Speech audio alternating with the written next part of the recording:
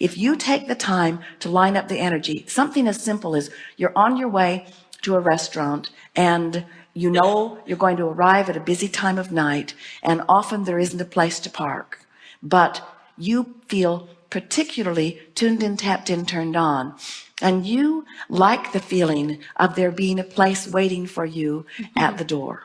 And you know it can't wait very long or somebody else will move right into it. So the timing of this is going to be particularly interesting.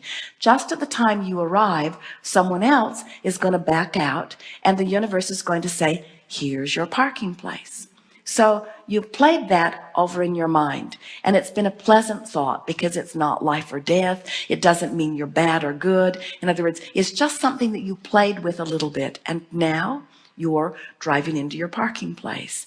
And you might have even forgotten the conversation you had with yourself, but just as you are looking around for a place, there right in front of the door, someone backs out, and the person makes eye contact with you as if to say, here you go, I saved this for you.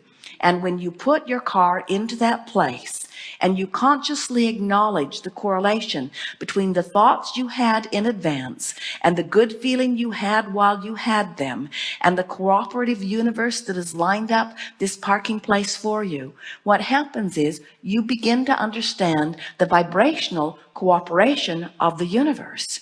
All that has ever been missing has been your personal vibrational cooperation with self. So often you've been acting out of habit, or thinking or speaking out of habit, or biting your nails out of habit. And now you are more deliberately projecting your thought with an expectation of getting results. And as you start making those correlations, you begin to feel the invincible nature of your being. You begin to literally stand in the center of your universe, look around at the aspects and components of your life, choose from what is around you to make your decisions about what you want, and you begin making affirmative statements. Universe, I select this and this and this and this, and I will be watching for your ever-present cooperation. And then as you begin moving through life with that mindset, you begin noticing that all things begin to shape up just for you, just because you said so. That's awesome. Yes, it is. The example you gave about the parking space and so many other things that I've thought that happened so quickly makes me wonder why some of the things that we as humans would perceive as big things, like driving into the parking space, I want to drive a Rolls Royce into that parking space, and I wonder why I don't have it yet. I know it's coming, but I just wonder why it doesn't come as quickly as that parking space. Because the parking place is easier for you to expect than the Rolls Royce, because it's not so much because you've practiced it. It isn't that practicing the parking place is easier. It's that expecting the parking place is easier, because you haven't walked around talking negatively about parking places like you have about Rolls Royces. You haven't been beating the drum of what's wrong with people who have money when you do not. In other words, the difference is not the attention toward, it's the attention against. You have more resistance about the Rolls Royce. And so let's talk about why that would be true. Why would someone have more negative expectation about a Rolls Royce than a parking place? Well, parking places are more abundant than Rolls Royces. What conversation did you hear as a child, or do you hear even now about people who drive Rolls Royces? Well, I don't think I really heard anything negatively about money. I think I have a good concept about money. I believe that what the universe showed me. Do you believe that money comes easily? Yes. Do you believe that money comes as easily as parking places? No, probably not. That's the point. That's the point.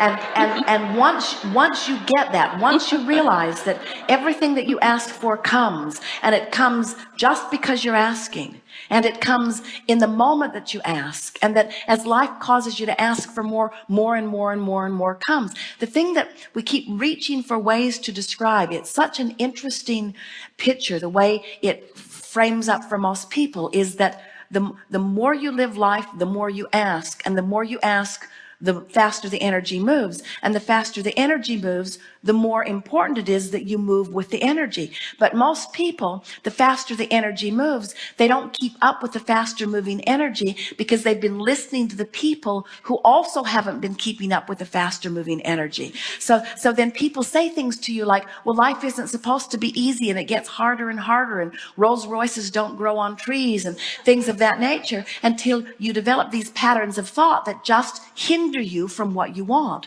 And so then what this gathering is about is catching yourself in the act of the hindering thought and recognizing it, because viscerally it just feels off, and then chewing on the thought that feels off until it doesn't feel so off. Jerry and Esther went with Louise Hay several years ago for lunch, and Louise picked them up in her Rolls Royce. And it was the first Rolls Royce Esther had been inside. And it was a beautiful machine, so beautifully created. And Esther sat in the front seat with Louise and just took it all in. She loved it.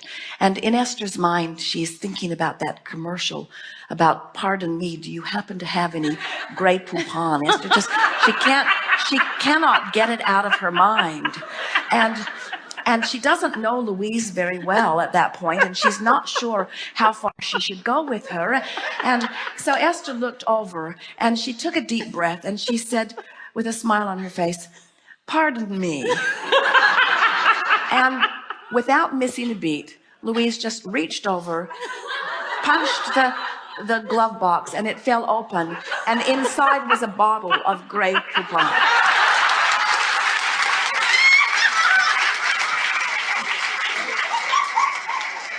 And now Esther's saying to herself, my Rolls Royce experience is now complete. And now she's wanting to drive down the freeway and hold the bottle up and show it to people. She just cannot quite leave it alone. The whole thing is surreal. And then Louise drove to a beautiful little restaurant, and she ducked this big car into this very small garage and very skillfully parked it in a very small space. And Esther and Jerry and Louise could barely get out of the car. It was parked so close, but they managed to move out of it. And Esther stood behind the car, and now her old thoughts relative to beautiful cars have been activated as Esther is looking at the cars parked on either side. And she said to Louise, aren't you worried about somebody bumping up against your beautiful car? Now, this is Esther's still active vibration. In other words, it's one of the things that kept Esther from buying a beautiful car like that. It's one of the things that she worries about. In other words, it's still active in her vibration. She doesn't even know it's active in her vibration until suddenly she's standing there looking at this magnificent machine wedged in this tiny little place. And Louise said to Esther, she looked at Esther, and then this calm, cool breeze sort of blew out of her and all over Esther as Louise says, I never worry about my beautiful car. I just expect others to love and respect it as much as I do. Awesome.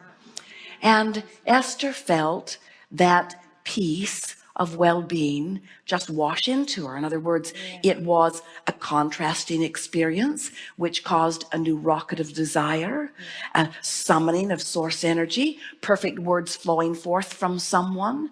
And Jerry and Esther, no matter where they park, no matter what they're parking, Esther often stops and looks back and plays Louise's soothing words over her that everyone will love and appreciate this as much as I do, you see. And so it's just a matter of recognizing that you're full of vibrations that you've picked up along your physical trail. Some of them serve you and some of them don't. And most of them don't matter at all.